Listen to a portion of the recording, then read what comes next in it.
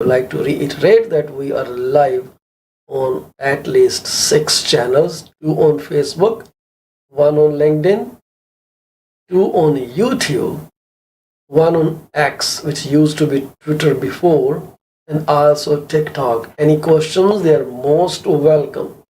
Feel free to send us your questions in the form of a comment. If you need to speak with us, please call us at 647-333-2273 after the broadcast. We would not be able to take you into the program. We cannot extend our invite to come on the screen instantly. If you want to speak, please let me know by text message to 647-333-2273, and I would be more than happy to join our broadcast on a scheduled date and time. Today's guest, like I said, is Gurleen Aujla from Four-Way Immigration. Our business is located by Ray Larson and Highway 10, Rio, Ontario. It's right close to the Longos Plaza, and there's Tim Hortons close by as well. And the Brampton courts are also around. They're like walking distance from our office location. So let's welcome Gurleen Aujla on our program and see what she has to tell us about the immigration industry. Welcome, Gurleen. Welcome to the show. Thank you so much, Mr. Paul Chimaji. How are you doing today? Very good. You wanted this screen, so I changed it for you. Oh, honestly, I like this one better than the other one. Okay, no problem. All right. So what's going on in the immigration industry? Well, we have a couple number of ITAs that were issued in the month of September. So many rounds. Just to start with, the most recent one, September 28, 2023. So this was for agriculture and agri-food occupation. September, right? That's right. I'm talking about September 28, 2023. So the CRS score of the lowest ranked candidate invited is 354. So 354. This is the most recent one, and because it's occupation specific, agriculture and agri-food occupations. Mm-hmm. And just to add on this, I would definitely encourage applicants who already have the profile or are planning to switch. So this can serve as a golden opportunity for them. Just to mention, agri-food pilot project, that is the federal government's,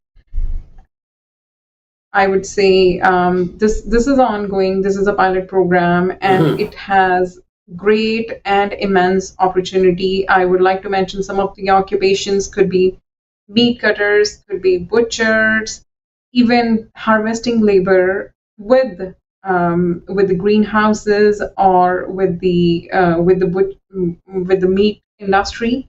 They are already covered into this agro pilot program. Agro pilot program, okay. That's right. What kind of experience they would be looking at when people are, trying to file their application under these categories? Yes. So as the name itself suggests, so this is specifically related to the agriculture. It has a huge list. I can just let you know, like as I've mentioned, there are few occupations that I've already specified, but if you would like to get a better glance, we can just share a link. I can just share it in the group as well. No, most of them, like we're talking about the labor category in the agriculture. There are definitely some specific requirements, at least 1 year of your experience, and then with the language score as well. They're specifically asking for CLB 5. My bad. It is CLB 4 in reading, writing, speaking, and listening. And with your education, your equivalency should be at least a Canadian high school diploma. So anybody Canadian high school diploma. who that means basically anybody who did even grade 12 from Mhm. overseas will qualify under this particular program, but you need at least 1 year of your experience, and that 1 year and of a job experience. offer, and that too being supported with a job offer, a full-time job offer from a Canadian employer. Gurleen, who can give this 1 year experience? Like which institute? If they are employed in a with a farmer, let's say in India, can farmer Mhm. just write them an experience letter? Because many No, you can Punjabis always are already mhm, doing you can agriculture, so they do have the experience. they always claim the experience in terms of the documentation, the documentary evidence that they have. For instance, if you are a farmer back home, you can show your J Farms revenue receipts, which basically includes Jamabandi. If I Hmm. talk about few other documents, a property under your name, like registry under your name, these are the supporting documents that pretty much shows that you are doing farming in your home country. So with the eligible industries for this particular program, it includes meat product manufacturing, greenhouse, nursery, and floriculture production, Hmm. even animal production, which includes cattle ranching, pig farming, poultry and egg production, sheep and goat farming. And then I have a long list of the tiers as well, which includes butchers, meat cutters, Yeah. agriculture service contractors, farm supervisors, specialized livestock workers, and farm machinery operators. So Hmm. I can, basically say, okay, there is a huge list, but just to give you a glimpse of it, I have elaborated it a bit. But for Absolutely. just for the detailed I would say, just to get the better insight or better details, please reach out to me, and I can definitely I can assess your profile based on your experience, Hmm. education, language, and can let you know if you can qualify for this particular program. And That's right. just to mention, this is one of the easiest program for your permanent residency pathway in It Canada. sounds like that. So call Gurleen Aujla at 647 465 8894 647 465 8894 8894. So Gurleen, once they come to Canada, can they just change into any other profession? Is it just for the sake of immigration? Yes, it can be changed. And if I talk about anybody who has LMIA based work permit, well, it is interconvertible, or you can always change it to different profession if you're able to get a supporting LMIA from the employer in that particular field. So, just to quote an example, so if a farm labor worker wants to switch to trucking, he Mhm. or she can do that, provided if they have a positive LMIA support from the employer who is willing to employ them. Okay, so it's not like them saying you came on this particular category and now you are changing it, so this amounts to some kind of misrepresentation or whatever they can term it. So it's not like that. No, as long as you have a supporting LMIA, and just to Hmm. mention, there are few occupations that can be interconvertible. I cannot, if I have to just quote an example, if somebody is working as a food service supervisor, all of a sudden he or she is willing to do some job related to IT. Yes, that is not something that is interconvertible, but Hmm. definitely a labor profession where they do not see any expertise for changing their occupation. Officer would definitely understand that point, Hmm. and he or she will be issued a work permit at the port of entry. Okay, so understood. So this is seems to be very simplistic kind of program that I guess anyone can take advantage of. So I would suggest reach out to Gurleen Ojla at 647. Where's the phone number? 465-8894. Get more details about this.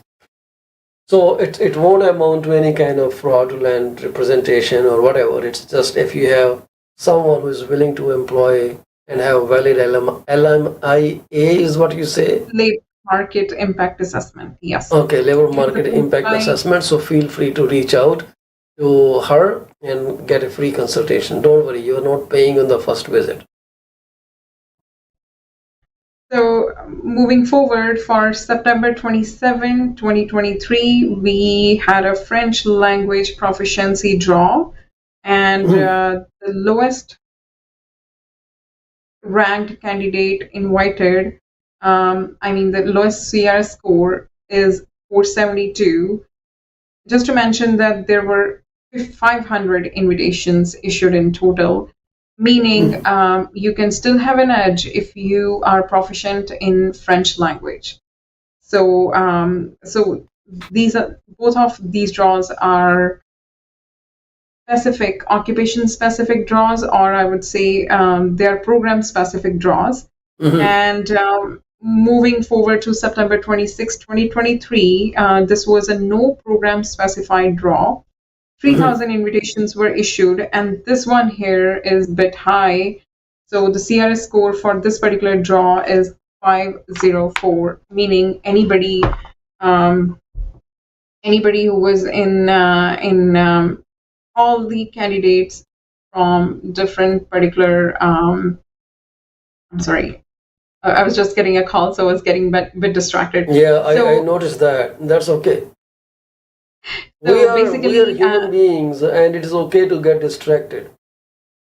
I'm wonderful. intentionally trying to get distracted.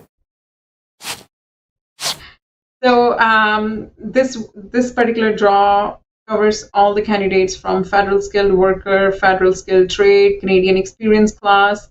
So this was a all program draw. Moving forward to September 20, 2023, this was the first transport occupation draw as well. And the minimal CRS score, or I would say the lowest cutoff score, is 435. So just based on what everybody has seen in terms of the CRS score, one can definitely conclude that with the occupation specific draw, it's lesser, but with all program draw, it's definitely higher. So all program draw is 504, and the occupation specific draws vary somewhere between 354 to 472, and 354 is the lowest score.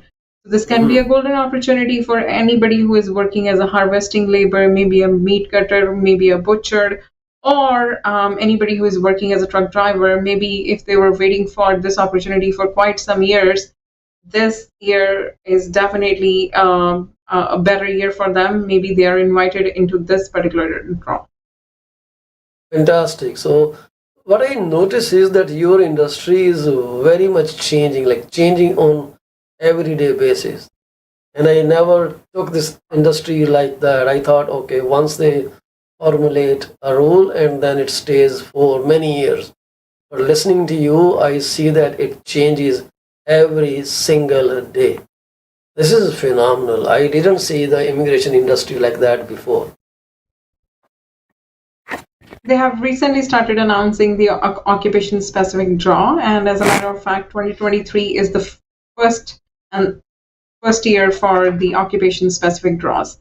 And even for the ONP's Ontario Immigration Nominee Program, we see lots and lots of transition as well, where mainly they're trying to target candidates from IT and healthcare industry. Okay. Yeah. Anybody nice. who has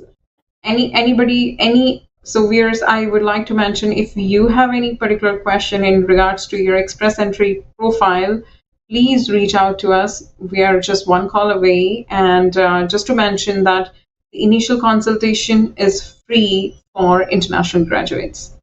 Okay. Good to know that. This is phenomenal information that you always bring up, and I couldn't be more thankful to you for bringing all this to our notice and notice of these people. Their life can change anytime when you inform them. This is a great service to, I would say, those people seeking immigration to Canada. So if someone is live in India at the moment and they want to utilize your service, how do they reach out to you? Is there any way that they can, find you? I mean, well, they can look into my social media presence. I'm all over the place, LinkedIn profile. And just to mention, so if in case if they have an issue with reaching out via phone call, I can always schedule a Zoom meeting as well. Yeah, And even, I mean, in terms of their convenience, I am just okay with whatever way they're convenient with as well. alrighty. So is your email at info@fourwayimmigration.com That's right. That's right. or immigrations? That's It's just no S at the end, right? Mr. Baltima, it's just after the name of the company. So it's info at fourwayimmigration.com. Yeah, I just want to clear up because sometimes I mess those little details. So I just want to make sure I have the right information. And what I'm going to do is I'm going to write your email right down there. So anyone can look into that email and probably get a hold of Gurleen. This is so easy, guys, these days, and she probably would be able to give you a better insight. So, yeah, reach out to Gurleen 647-465-8894. And I think you are the most updated uh, immigration advisor as far as I've seen. Are you planning to open some branch in India soon? Well, Mr. Baltima, to be honest, yes, I am actually planning to open a branch pretty soon in India.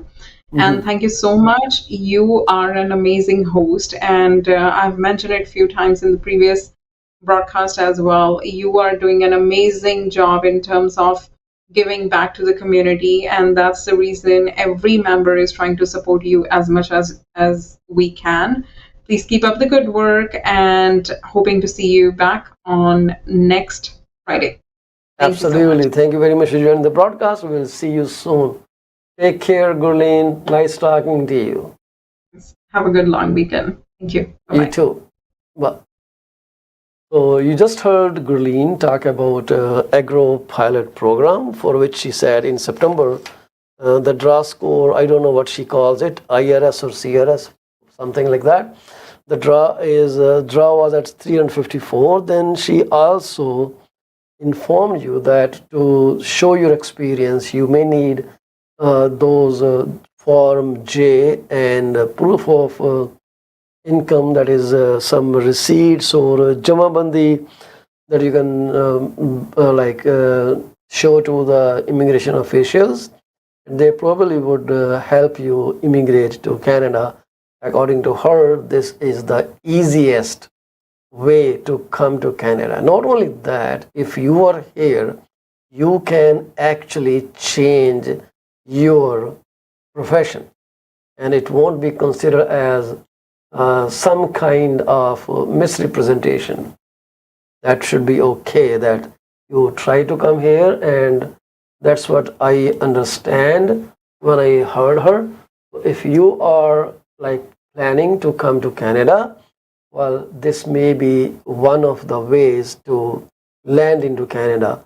Let me know if you need more information about that. We would be more than happy to provide you any other information that you may need. Right now, we are going to take a quick break, and I will see you very soon after the break. So we'll talk about some numbers, we'll talk about what's going on in the housing sector, and we'll take it from there. Stay with us. Paul Chima, your host. If you need mortgage, let me know. I am a mortgage broker with Akal Mortgages Inc. This is a brokerage which is independently owned and operated. License number is 10845. If you need a mortgage, if you need refinancing or private funds, we have funds available. We can discuss the details with you whenever you want. If you are struggling to close your deal because the price is not being supported by the appraiser, we can probably help you out. Just try to reach out to us and discuss your case with us, because it is all on like one-on-one basis. There are no standard formats that we can talk about. We just try to be as helpful as we can be. So call me at 647-333-2273, and I would be more than happy to share my expertise with you at your convenience. Once again, Paul Chima, 647-333-2273, 647-424-0358. So I will see you very soon after this quick break. Stay with us.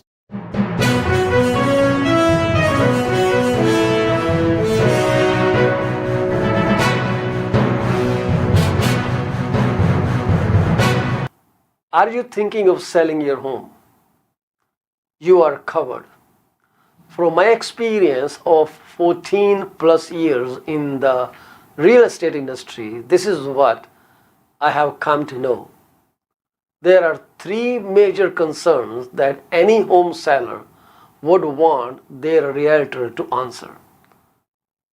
Number one, how much is their home worth? Number two, how long will it take to sell their house? And number three, what will the agent do to make it sell? I have answers to all these questions. To schedule your one-on-one appointment, call me at 647-424-0358. Once again, Paul Chima, broker with Remax Prime Properties. My phone number to call is 647-424-0358. Call me now and get moving. From a vast experience in immigration industry, this is what I've figured out. Clients want to know if their application is submitted in a timely fashion, what a representative can do to serve best interest of their client. Clients are informed on a regular basis about the progress of their application. We deliver what we promise. My phone number is 647-465-8894, or reach me out at 639-998-1992. Are you thinking of a career change or adding another one to your portfolio? Well, you are thinking right. Call Sarabjit Luddar at 416-879-3039 from Beyond Care Insurance Solutions. She also deals in life, long-term travel, critical illness, disability insurance. Give her a call today at 416-879-3039. This is what we can tell you. She will always give you the right advice and help you find out if being an insurance advisor is your piece of cake. Are you looking for a reliable legal office that can handle your closing in the most effective manner? If yes, please get in touch with Rakesh Joshi at 416-213-8600. Joshi Law Office provides all the legal advices about real estate law, business law, immigration laws, notarization and affidavits, wills and trust. Give them a call today, 416-213-8600. ਅਵੰਤਿਆ ਬੜਾ ਖੁਸ਼ ਤੁਰਿਆ ਹੋਣਾ, ਕਿ lottery ਲੂਟਰੀ ਲੱਗ ਗਈ ਤੇਰੀ। ਕਾਸ਼ ਇਦਾਂ ਹੀ ਹੁੰਦਾ, ਲਾਟਰੀ ਲੱਗਦੀ। ਵੈਸੇ ਗੱਲ ਤੇ ਲਾਟਰੀ ਵਰਗੀ ਹੈ। ਮੈਂ ਆਪਣੀ ਲਾਈਫ ਦਾ ਬੀਮਾ ਕਰਵਾ ਕੇ ਆਇਆ, ਤੇ ਜੇ ਮੈਨੂੰ ਕੁਝ ਹੋ ਗਿਆ ਤੇ ਮੇਰੇ ਪਰਿਵਾਰ ਨੂੰ ਮੇਰੇ ਮਗਰੋਂ ਕੋਈ $1 ਮਿਲੀਅਨ ਮਿਲ ਜਾਊਗਾ। ਉਹ ਅੱਛਾ, ਇਹ ਕਿੱਦਾਂ? ਉਹ ਜੇ ਤੈਨੂੰ ਜਾਣਕਾਰੀ ਚਾਹੀਦੀ ਹੈ ਤਾਂ ਕਮਲਜੀਤ ਬੋਲਾ ਨੂੰ ਸੰਪਰਕ ਕਰ। ਉਹਨਾਂ ਦਾ ਫੋਨ ਨੰਬਰ 647 772 1481 ਹੁਣੇ ਹੀ ਕਰ ਲੈ ਫੋਨ, ਬੈਠੇ ਨੇ, ਨਹੀਂ ਤਾਂ ਮੈਸੇਜ ਜ਼ਰੂਰ ਛੱਡ ਦੇਈਂ। ਉਹ ਬੱਲੇ ਓ ਤੇਰੇ। PC24 ਦੇ ਪ੍ਰੋਗਰਾਮ 5 ਚੈਨਲਾਂ ਤੇ ਬੜੇ ਸ਼ੌਕ ਨਾਲ ਦੇਖੇ ਜਾਂਦੇ ਨੇ। ਜੇ ਤੁਸੀਂ ਆਪਣਾ ਬਿਜ਼ਨਸ ਸਾਡੇ ਨਾਲ ਪ੍ਰਮੋਟ ਕਰਨਾ ਚਾਹੁੰਦੇ ਹੋ ਤਾਂ 647 333 2273 ਤੇ ਕਾਲ ਕਰੋ। ਕੁਝ ਸਮੇਂ ਵਾਸਤੇ ਇਹ ਸੇਵਾਵਾਂ ਬਿਲਕੁਲ ਮੁਫਤ ਦਿੱਤੀਆਂ ਜਾ ਰਹੀਆਂ ਨੇ। 647 333 2273।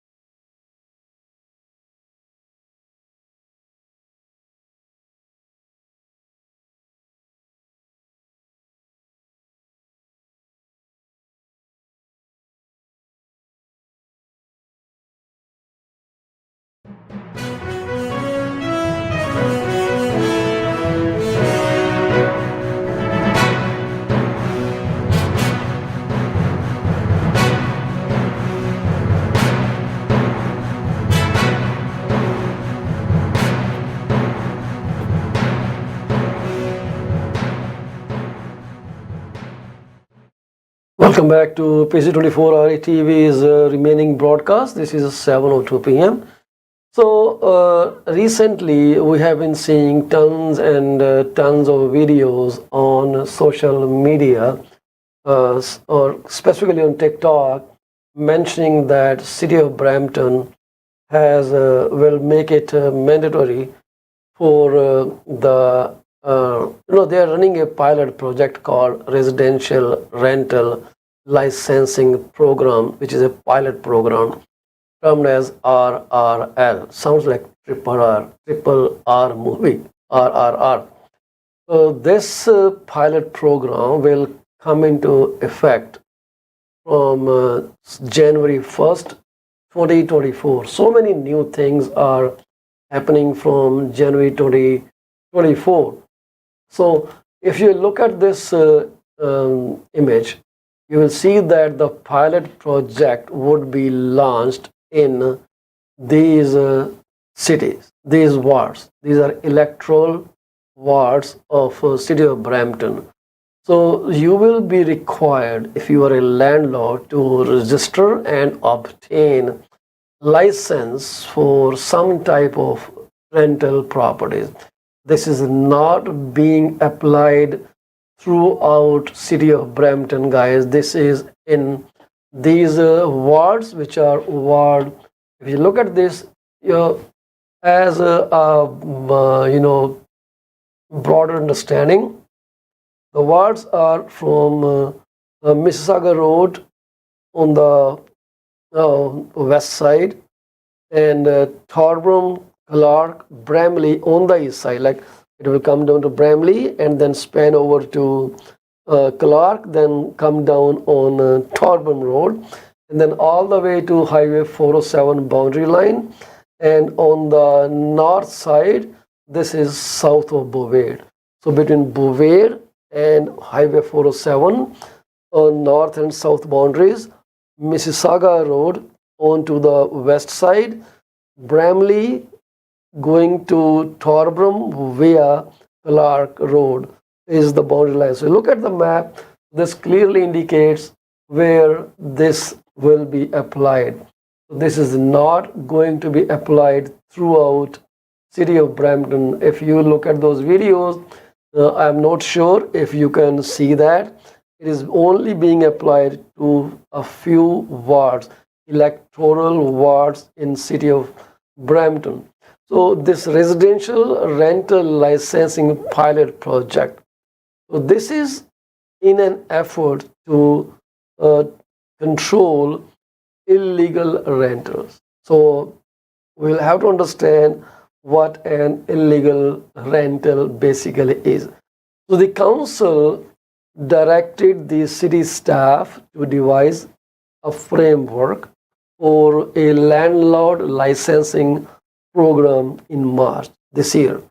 And the final report and recommendations were presented around third week or third week of September 20 meeting. The council unanimously voted to adopt the recommendation of this task committee, whatever they call it. So, licensing will be mandatory for landlords in the wards of 1, 3, 4, 5, and 7. 1, 3, 4, 5, and 7. So, 5 electoral wards. If you are not sure about that, I gave you a kind of framework. Mississauga Road on the west side, Bramley leading into Thorburn from Clark, that is second the east side, Bovade is the north side, Highway 407 is the south side, and then Highway 407 goes into the Steeles Avenue. This is where it is basically. So look at the map. You can take a screenshot, you can Google up online. This map would be available. If you want me to send it to you, text me at 647-424-0358. So this would be a mandatory licensing for 13457, Ward number 2, which is north of Bovade and east of McLaughlin and west of Highway 410. You don't need it. Similarly for Ward 9, that is, you are looking at those areas where you do not need like Highway 410 all the way to Thorburn, that is Ward 9. You don't need any licensing for that area. So properties with more than 5 units, hotels, motels, and retirement, nursing, special care homes, as well as lodging houses licensed under the city's existing business licensing bylaws, they are not a part of this pilot program. I will repeat that again. So properties where there are more than 5 units. Isn't 5 coming again and again? So 5 units. Properties with more than 5 units are not included. Hotel, motels, retirement, nursing, special care homes that are licensed, and even the lodging houses that are licensed under city's existing business licensing bylaws, they are exempt from this particular pilot program. According to the city, the objective of the pilot program is to protect the health and safety, human rights of persons, and to protect the residential amenity, character, and stability of residential areas, and to proactively mitigate potential risks that may exist within a particular business sector and provide an enforcement mechanism to respond to complaints relating to that sector. So this is the whole purpose they are bringing this legislation in, right? So illegal second units and rooming houses have been a long-standing problem in Brampton. So don't think that city is not observing what you are doing out on social media and in the neighborhoods. Because a rooming house, you have to have a specific zoning bylaw. If your house is not under zoning bylaw and you use that, make it under, so you do that, and that becomes illegal renters. So city is going to come in and curb that. I guess only time will tell how this pans out. Right now, this is a good step, I must say that. So I will repeat that illegal second units and rooming houses have been a long-standing and growing problem in Brampton, which was identified as the fastest growing big city in Canada in the 2021 census. So the pilot program will focus on both currently registered and unregistered residential rental unit.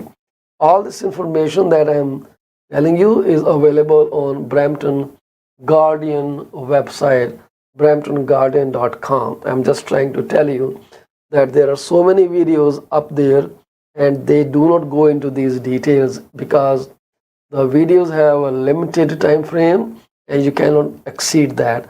But I guess it is really important that you understand and you do your own research before you believe anybody's statement.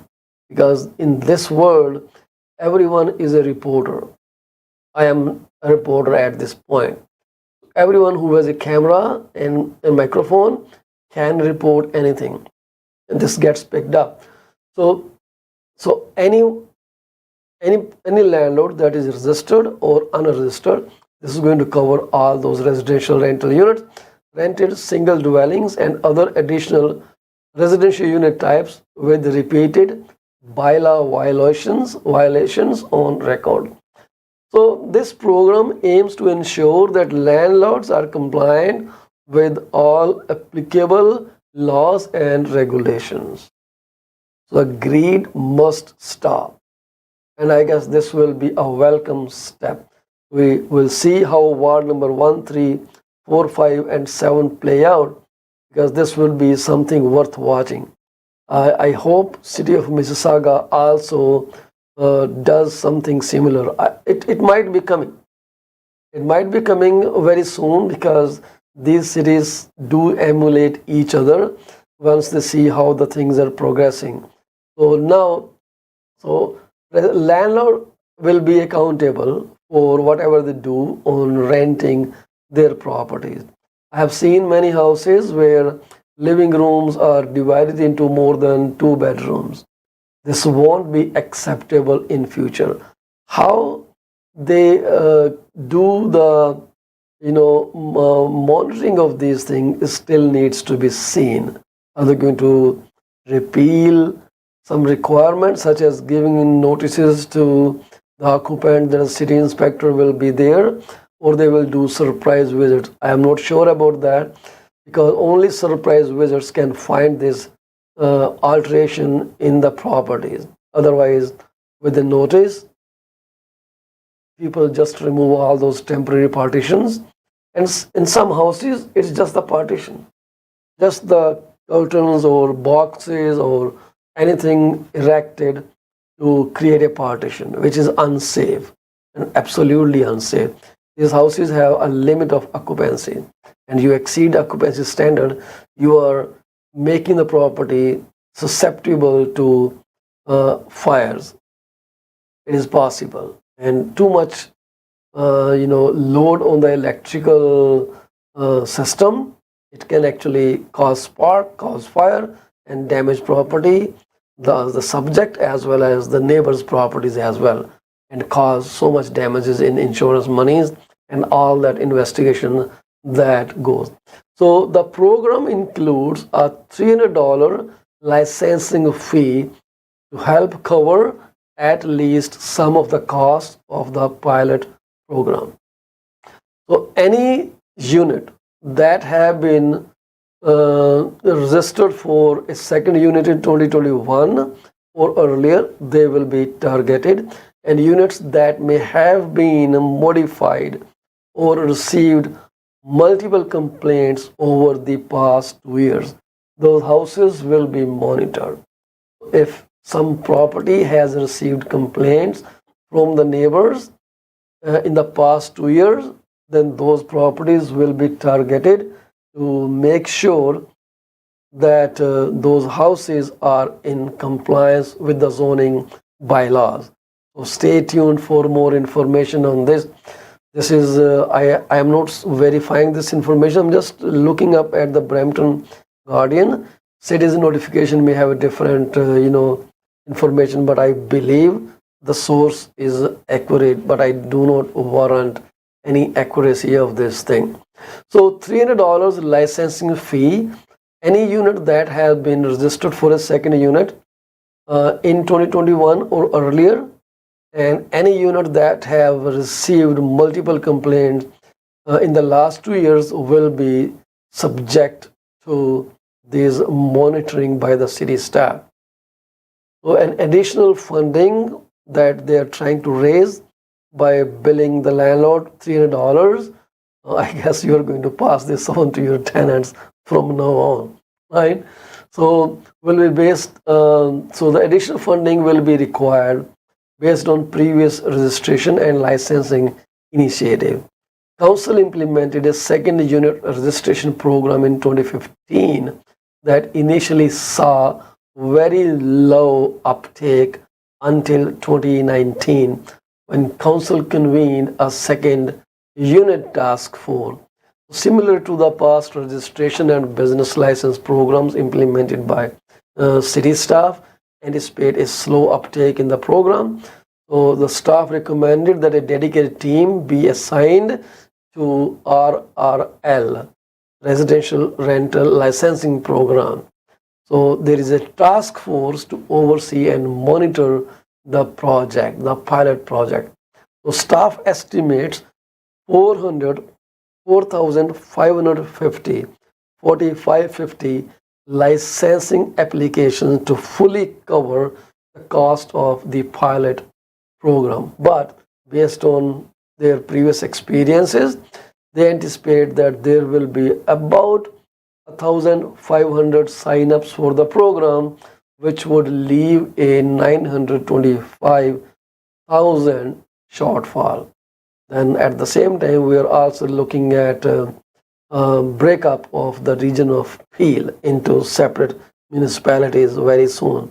So how this funding will be handled is something to be seen over the time. And city council and the staff are hoping that the provincial or federal funding and fines collected during the 2-year pilot program will help cover some of the shortfall. So I guess you may see increased vigilance on the street parking. If your car is on the road for more than prescribed limit, which I guess is 3 or 4 hours or 2 hours, so guess what? The funds will be coming in when they start ticketing your vehicle. So look at those things, and I think it is time you educate yourself. If you live in these areas, which I'm again showing on the screen, make sure you are well protected. These areas on the west side, Mississauga Road, on the north side, Beauvais Drive, on the east side, Bramley, leading to Thorburn Road from Clark, and going all the way to 407, and then going into going into Steel, just west of McLaughlin, and then merging back into the McLaughlin. This is the area where this thing is going to be implemented. So I guess this was long due. So no harm in that. This was one thing that we wanted to talk with you, and at the same time, I would like to talk about the bond yield. You know, the bond yield has gone up. If you have, if you read news, if you are aware of what's going on in the industry, you will notice that the things are changing in a very big way on the fixed mortgage side. Fixed mortgage is not the same thing as it used to be before. Fixed mortgages, they have been rapidly changing, right? So the bond yield surged to new heights. Mortgage rates expected to jump another 20 basis points. So this is really a big jump. We already saw a jump in the fixed mortgages in the past, I think past month, when we read the report that with the increased in bond yield, the rates are jumping anywhere from 20 to 30, 35 basis points. This is another thing, and it ain't good. This is not good for people who are looking to buy houses. Mr. Ron Butler of Butler Mortgages, and this is what he says following the latest surge in bond yields this week. And as mortgage providers continue to raise mortgage rates. On Tuesday, the government of Canada's 5-year bond yield jumped to an intraday high of 4.46%, but have since retreated to around 4.32% as of the writing. And this article was written on October 4th, which is 2 days back. Over the past 2 weeks, yields have risen over by 30 basis points or 0.30%. So 30 basis point means 0.30%. Since bond yield typically lead fixed mortgage rate pricing, rates have been steadily on the rise.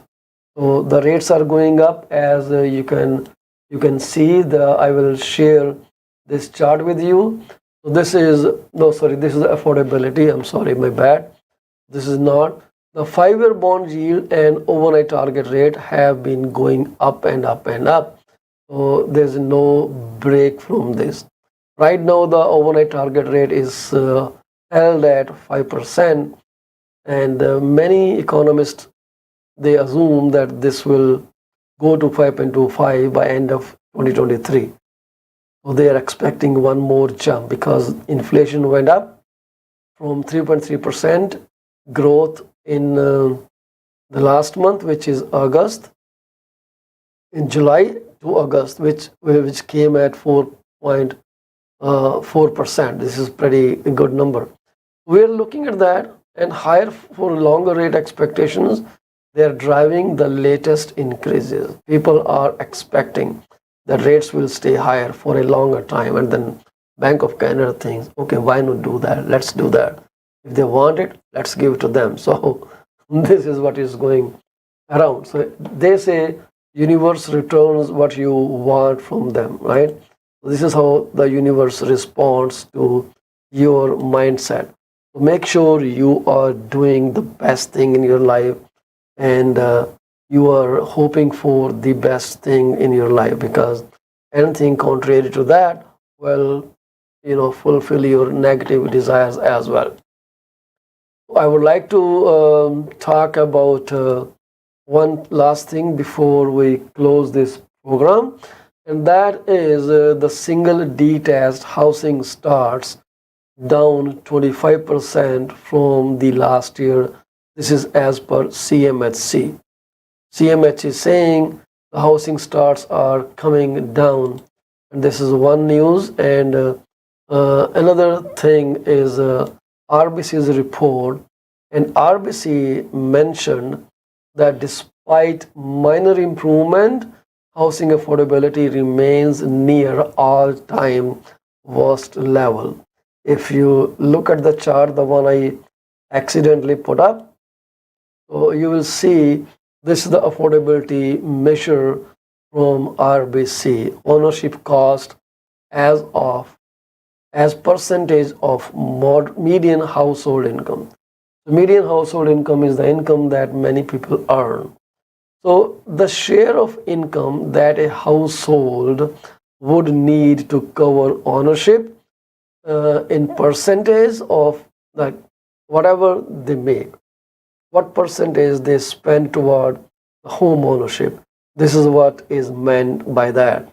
So this is really interesting insight into this.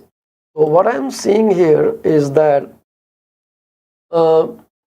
in Canada overall, so you need 59.9% of your income, household income, to pay towards ownership cost all over Canada. This is overall Canada price. The share of income a household would need to cover ownership. 59.5. In Vancouver, people are spending 97.5% on their ownership cost. Imagine they are only left with 2.5% of their household income towards living expenses. That's food, groceries, gas, and all those things. It's not easy. Calgary reports 44%, very respectable, I would say. This is a very good number. Many banks have 44% as the measure to give you mortgage. Edmonton is still lower. It is 34.2% of the household income that goes towards the ownership cost. And Toronto, 79.6%. So the ownership cost in Toronto, 79.2%, and that means about 79.6%, 20.4%. That's only available for their other expenses, gas, bills, and all those things. Ottawa is at 46.5%, Montreal is 50.9%. The two major areas like Vancouver and Toronto, they are at the highest. Number one slot is with Vancouver, where people are spending 97.5% of their household income on the ownership cost, and 79.6% in Toronto. Oh my God, this is too much. What do you think about this? Do you think anything can be done about this? Is there a better option that people can resort to? I don't think so. We will talk more in detail about this. So single detached housing starts fell like they are down by 25% from the last year. This is as per Canadian Mortgage and Housing Corporation. So number of single detached houses under construction in the first half of 2023 was down 25% compared to the same period last year. So that translates into 9,523 new single detached units under construction in the country's 6 largest census metropolitan areas, or CMAs. So this is as per data released by Canadian Mortgage and Housing Corporation. The data was released yesterday on October 5. So the agency says the higher interest rates, reduced access to credit, and elevated construction and labor costs have created challenging conditions for home builders across the country, leading to fewer projects getting started and also an increase in construction timelines, which was up by 0.9 months. Construction timelines has gone up by 1 month. 0.9 months is 1 month. So given larger building size and resulting longer preparation time of the building started in Toronto and Vancouver, the number posted in these cities are the result of a process that began at a time when financing and building conditions were constantly more favorable. So this is Kevin Hughes, Deputy Chief Economist for the CMHC, said in a release. The construction of semi-detached home, it went down by 22%, and raw unit went down by 17%. They were also down like single-family detached home. Starts of all units combined, however, were up slightly by 1%. Everything combined together, buoyed by a 15% increase in apartment dwelling starts, 15% increase in, that's how combined number percentage went up, or 48,092 units were built in apartment sector. This report is also available to you if you want to read it on Canadian Mortgage Trends website. We'll talk a bit more about this information tomorrow. It's time for us to say goodbye, but before I end the program, I would like to offer my sincerest condolences to the families of those who have lost a beloved one. I was at one of my past client's house today, whose dad-in-law just passed like unexpectedly. They kept thinking that it is just a kind of acidity right here, but It was actually a heart attack, severe heart attack, and he passed away. So sad. I visited the family, offer my condolences today. So it is so sad that when your near and dear ones suddenly leave you. So I can feel your pain. I have been through this. So I would pray for peace to the departed soul, and I would pray that God Almighty give you strength to overcome this loss. May you continue living your life, carrying on the legacy of the person who just left you. God bless you all, and stay with us. We will be here tomorrow at the same time, 6:30 p.m. We'll come with more information to educate you. If you can, if you like the content, I would request you to please like and subscribe to our YouTube channel, which is PC24 RETV. This is available to all of you. So I would be very happy if you can just go to the site and just hit subscribe button. We do not need crowd there. We only need like-minded people who want this kind of information. Thank you very much for being with us. God bless you all. Take care. Stay happy.